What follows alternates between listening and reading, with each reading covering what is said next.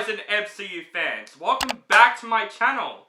This is RCD Movie Reviews. My name is On the Brinkat, and today I'm going to review, of course, the biggest film that came out this weekend, and that movie is Thor, Love and Thunder. This movie is directed by Taika Waititi, who directed Thor Ragnarok, Boy, Hunt for the Wilderpeople, Jojo Rabbit, and this movie stars the return of Chris Hemsworth as Thor, with Tessa Thompson, Taika Waititi himself, Natalie Portman with Russell Crowe, and Christian Bale. And of course, no surprise there, this will be a non-spoiler review. If you have not seen the movie, you guys are safe with me. These are just my initial thoughts on Thor, Love and Thunder, and I will do a spoiler review for this movie coming soon. And in that video, I'll definitely explain why I didn't do my Doctor Strange in the Multiverse of Madness spoiler review. I'll explain that in that video, but I will definitely do a spoiler review on this movie because there's a lot to talk about in the spoiler review. But right now, let's talk about just what I thought about the movie in general. Now, on to the review. While Thor is trying to have his inner peace, a new villain comes on the rise named Gorr the God Butcher, who tries to destroy all the gods in the galaxy. So it is up to Thor, Valkyrie, Korg, Mighty Thor / Thor's ex-girlfriend Jane Foster to go out and stop Gorr. Of course, this is one of my anticipated films of this year. I love Taika Waititi, first of all. I think he's one of the most underrated directors and actors working today. I love most of his films, like besides Thor Ragnarok, which I really freaking loved.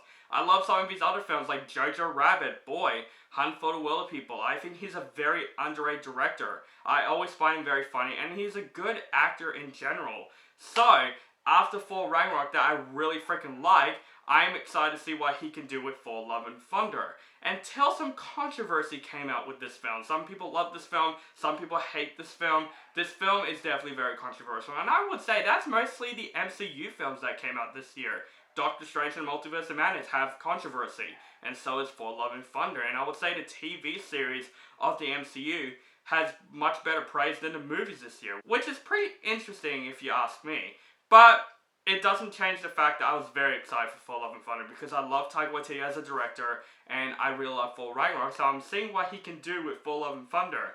Now, this is where a hot take comes in because some people might hate me for this. I honestly had a total blast with Thor, Love and Thunder. Yes, I loved Thor, Love and Thunder. Ow! Oh!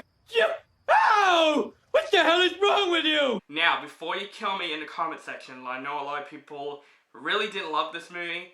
Is it better than Thor Ragnarok? I would say no. This movie definitely has more flaws, but it doesn't change the fact that I still loved Thor, Love and Thunder from start to finish. I had a total blast with this film. I would say the cast in this movie is one of my biggest positives. Chris Hemsworth returning as Thor in this movie is still great. He is still charming. He's still hilarious. And I just think Chris Hemsworth is one of the best comic book portrayals that I have seen. I don't think no one else can play Thor as fun as Chris Hemsworth did. He does a terrific job in his film. His arc in the film you completely understand because this took from the events after Avengers Endgame. You understand his motivations, but he's just a fun character in this film, and he's also a badass. He definitely has a lot of charm in this film. Also, Tessa Thompson as King Valkyrie. I really loved her character in this film. She definitely has a good chemistry with Thor in this film as well. I think they have a good friendship type chemistry. And Tessa Thompson, I thought she's a very strong character in the film, and I think she does a great job in this film. Taika Waititi as Korg. Oh my gosh, I love this character. I loved him from Ragnarok. He is hilarious in Ragnarok. This movie, he's also hilarious. Taika Waititi himself voiced him, and he does such a great job in that film. I honestly find Korg pretty much the most underrated character in the entire MCU. I just want to see a Disney Plus series about him because Taika Waititi does a great job voicing over him. But I gotta say, there are two standouts with Thor, Love and Thunder. One of them is Natalie Portman as Jane Foster / Mighty Thor. I was genuinely surprised with her character because this is one of the things I was very skeptical for this film because I'm not a fan of Natalie Portman in the first two Thor movies. I just find her just the generic love interest that we've seen many times in comic book movies before. I didn't find her character very interesting in the first two movies. She does have a good chemistry with Chris Hemsworth, I'll give it that, but I just didn't like Jane Foster's character in the first two movies. This movie took me by surprise. They definitely made her character much more relatable, much more motivated in this film, and Natalie Portman was fantastic in this film. When she is mighty Thor in the film, she kicks ass. She's not just, the love interest like the first two Thor movies. She is a badass in this film. When she throws down, it is awesome. And Jane Foster's motivation in this movie is much more relatable and much more well developed than the first two Thor movies. And I would say the chemistry between Thor and Jane in the film completely works in this film. Love them two together in this film. Definitely the best I've seen from Thor and Jane Foster in the entire MCU. I would say that's no shit for that. Also, another standout in this movie, a big surprise for me, Gore the God Butcher, betrayed by Christian Bale. Him as Gore in this film is one of my big surprises. I was really worried about how they're going to betray him in this film. They betrayed him fantastic in this film. He is so creepy in the film, he's intense in the film, and Christian Bale, man, what a performance. He definitely looks like he had a blast making this film. He does such a great job in this film. Because mostly MCU villains haven't been the best. There are some great ones like Thanos, Killmonger, Loki, there are some great MCU villains. Thank God Gore the God Butcher is in that category for best MCU villains, because I thought he is fantastic in the film. Now here's the thing about Thor: Love and Thunder. This movie has a lot of controversy because of Taika Waititi's style of comedy in this film. Some people find this film kind of like a parody than an MCU film. The jokes, a lot of people say, it just drags on and on and on. And I'm not gonna lie, there are certain bits where the jokes go on and on, which I'll explain more in the flaws. But I gotta say, the jokes really hit for me. I did laugh my ass off throughout the film. There are some certain bits where I was honestly on the ground laughing. Taika Waititi's comedy is really well done in the film, and that's because some people are very mixed on Taika Waititi's style of comedy, and this is definitely a Taika Waititi film. This is a film for the fans of him, while also the MCU in general, but mostly him, because this is definitely his style of filmmaking, and I honestly gotta say, the comedy hit for me. I did laugh my ass off throughout the film. But I gotta say, Taika Waititi's style in this film, in general, the color schemes, was one of the biggest things that stood out for me about this film.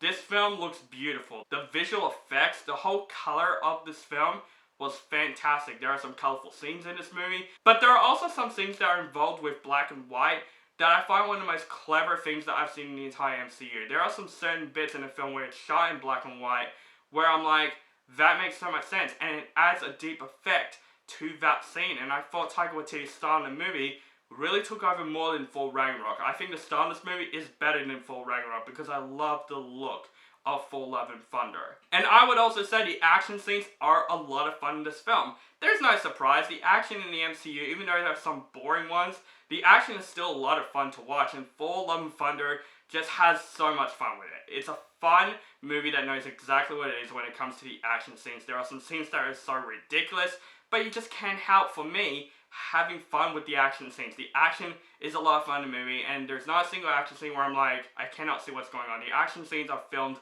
very, very well in this movie. But what I love about this film also is that this film does a great job of balancing comedy and heart in this film. This film has heart at a couple of scenes where I'm like, oh my god, I cannot believe Taika Waititi is going there in this film. That's what I love about this film. Like, Thor Ragnarok, even though I love Thor Ragnarok, it's definitely a comedy. Yes, it definitely had some hard scenes with Odin's death in that film, but yeah, it's a comedy film from start to finish. This movie, it balances. It balances from a rom-com or comedy/general with some heartbreaking scenes, and I think that's a really interesting direction that Taika Waititi is going through. Sorry, something dropped on my wall that scared the shit out of me. Anyway, but most of this film, it is a fun popcorn movie for me, and sometimes fun popcorn movies I always have a heart spot for. And Taika Waititi, this is definitely his film, and I loved his direction with this film because I love Taika Waititi. I know some people don't like Taika Waititi, but here's the thing about Taika Waititi. I remember studying Taika Waititi in high school, studying his direction and style. So of course he has a special place in my heart because I remember studying him from high school and I loved most of his films. So his heart brings it all in this film, and I think Taika Waititi does a great job making this film.